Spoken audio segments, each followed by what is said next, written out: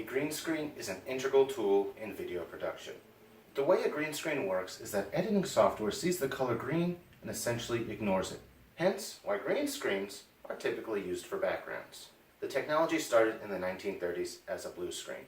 Obviously, the technology was much more primitive than modern standards and was rather limited to what could be done by modern standards as well, which is why the blue screen fell out of favor over the years.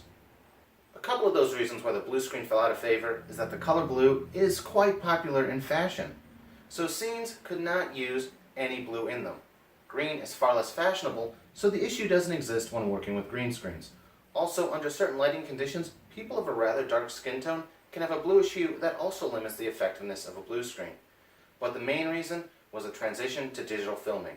Blue screens are nowadays almost entirely used when filming on film. It wasn't that blue screens didn't work, but digital cameras, like the human eye, are more sensitive at detecting green colors. So with digital filming, a green screen can be of lower quality than its blue screen counterpart, but still more effective overall. What you are seeing behind me isn't even my own green screen. This is my green screen, totally unedited.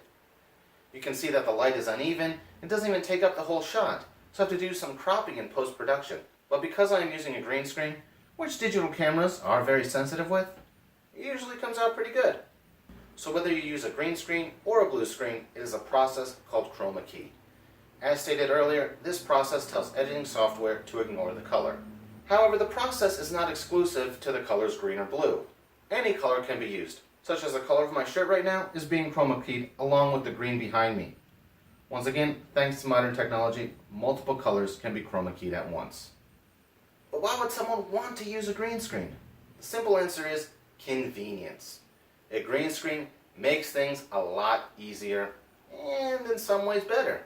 A lot of video creators have themed sets as their backgrounds. While this does add a cool aesthetic, it doesn't serve much purpose when there is no live audience. It is also quite time-consuming to create, possibly quite expensive, and eliminates one of the main advantages of using a green screen: shared screen layering. Without using a green screen, a video presenter cannot be in the forefront of the same space as another picture or video. So without a green screen, the picture of this cat would be the top layer. And it would either cover the video presenter, have to be made smaller to not cover the video presenter, or the video presenter would have to not be in the scene. As a person that is somewhat animated with my hand gestures, it would take away from my delivery when my hands get covered by this picture of the cat.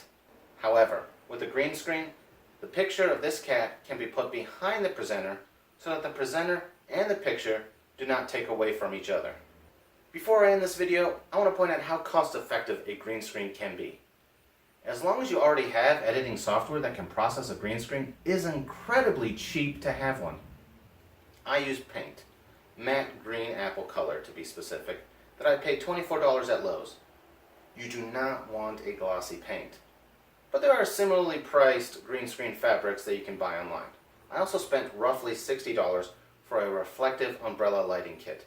Lighting is very important. It has to be relatively even for a green screen to be effective. So I spent less than $100 to dramatically improve my video production quality. On top of that, I'm able to produce videos a lot faster since I am able to save so much time not going around town having to find good shots when I can just download a picture or video online and incorporate it in my video. I hope you learned something about green screens in this video. So until next time, I'm Jim Huss. That's a fact jack, and you can take it to the bank.